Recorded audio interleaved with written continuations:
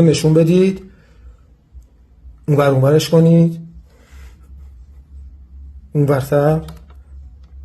خب دوستان هم تکمون شد. خب ما اومدیم با یک برنامه جدیدتر. نمیدونم چی بذارم اسم این برنامه رو. کسخل خراب کن. چی خراب کن؟ این حداقل شیدینگ لب باید اولویت 15-20 می بود. یه دندونی پیرمرد، یه موی میکاشتی، کلتو گاییدم کی تو کلت بره، میمدی دندونا رو یه صفایی میدادی، کمپوزیتی ایمپلنتی میکشیدی، مصنوعی میذاشتی، شبیه این بوزا شدی، زبونو در آوردی. نگاه کپی اینی، اصلا مو نمیزنی با این دهنتو من سرویس کنم.